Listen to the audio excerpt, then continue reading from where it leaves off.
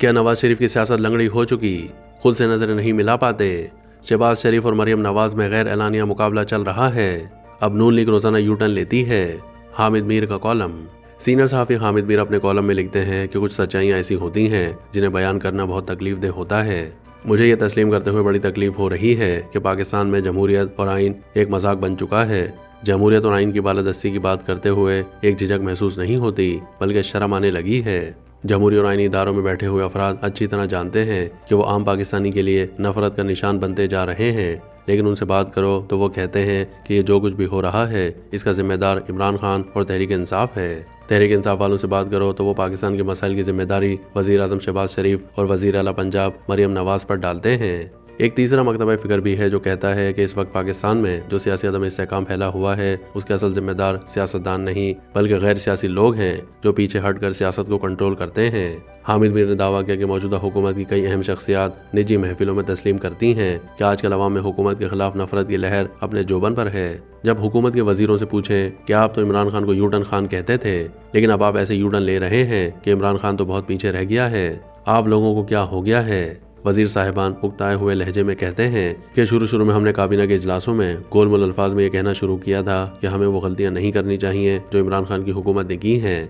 नतीजा ये हुआ कि वजीर आजम साहब ने कहा कि जिस वजीर की कारकर्दगी अच्छी नहीं होगी वो फारिग कर दिया जाएगा। लिहाजा हमने फैसला किया कि खामोशी से काम करो। जब पीका तरमीमी एक्ट 2025 का मुसव्वदा हमारे सामने आया तो ख्याल था कि वजीर आजम साहब इसमें कुछ तरमीम इजाफे के लिए सहाफती तंजीमों से मुज़ाकरात का हुक्म देंगे, लेकिन उन्हें यह कानून मंजूर करवाने की बड़ी जल्दी थी। वजीर साहिबान सरगोशियों में एक दूसरे को पूछते रहे कि क्या ये वही कानून नहीं जिसे इमरान खान की हुकूमत ने सदारती ऑर्डिनेंस के जरिए नाफिज किया था। क्या ये वही कानून नहीं जिसके खिलाफ शहबाज शरीफ ने बतौर अपोजिशन लीडर पार्लियामेंट हाउस के बाहर सहाफियों के एहतजाजी कैंप में जाकर उन्हें अपनी हिमायत का यकीन दिलाया था।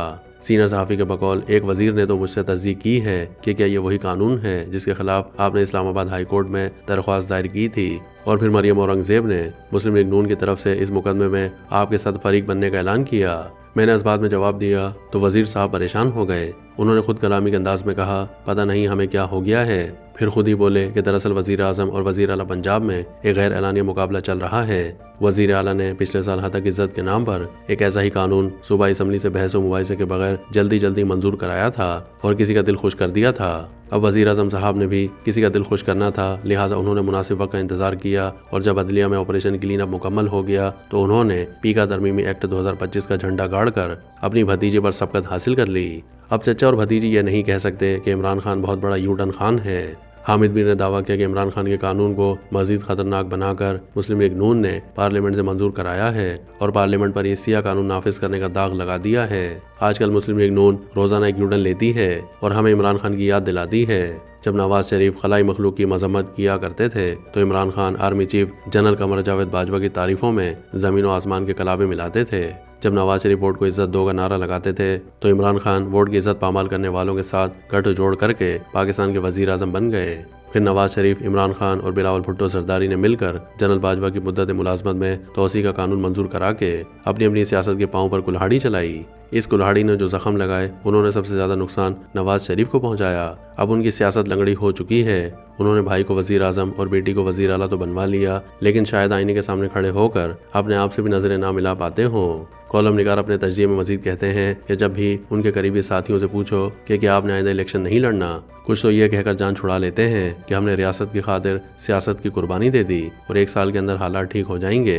वो साहिबान हुकूमत जो पुरानी नियाजबंदी के बाइस हमारे सामने गलत बयानी से डरते हैं, वो साफ साफ कहते हैं कि भाई ये तो बका की जंग है। अगर इमरान खान वापस आ गया तो हमें जिंदा नहीं छोड़ेगा, इसलिए हम अपनी बका की जंग में जितने भी यूटर्न लें कम हैं। जब भी दोस्तों से पूछा जाए कि इलेक्शन कैसे लड़ोगे, वो बड़े एतमाद से कहते हैं कि अगला चीफ इलेक्शन कमिश्नर भी हमारी मर्जी का आएगा और वो हमें अगला इलेक्शन भी जितवाएगा।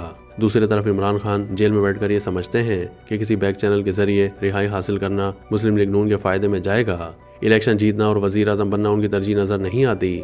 वो सिर्फ नवाज शरीफ और उनके खानदान नहीं बल्कि आसिफ अली जरदारी और उनके खानदान की सियासत के लिए भी खतरा बन चुके हैं। हामिद मीर के मुताबिक सवाल ये पैदा होता है कि जब रियासती इदारों ने शहबाज शरीफ के साथ मिलकर पार्लियामेंट, अदलिया और मीडिया को फतह किया और इमरान खान की वापसी के रास्ते बंद कर दिए, तो फिर इमरान खान किसी के लिए खतरा कैसे करार दिए जा सकते हैं। جواب یہ ہے کہ معاملہ عمران خان کی ذات کا نہیں رہا۔ جس ملک میں پارلیمنٹ، عدلیہ اور آئین سے عام لوگوں کا اعتماد اٹھ جائے، وہاں نفرت، انتہا پسندی اور بے یقینی بہت سے راستے بنا لیتی ہے۔ اس نفرت کا راستہ روکنے کے لیے پی کا ترمیمی ایکٹ کام نہیں آتا۔ حکمرانوں کا خیال ہے کہ 90 کی دہائی کی کشمیر پالیسی کو دوبارہ شروع کرنے کی ضرورت ہے۔ اس کشمیر پالیسی کا مقصد کشمیر کی آزادی ہے یا تحریک انصاف کے پروپیگنڈے کا توڑ کرنا ہے۔ گزارش ہے کہ ہم نے پارلیمنٹ، جمہوریت اور آئین کو تو مذاق بنا دیا، اب کشمیر کو تو بخش دیں۔ خدا نخواستہ ایسا وقت نہ آ جائے کہ ہمیں کشمیریوں کے حق میں بات کرتے ہوئے بھی شرم آنے لگے، کشمیر پر بھی یو ٹرن خان پیچھے رہ جائے اور یو ٹرن شریف آگے نکل جائے۔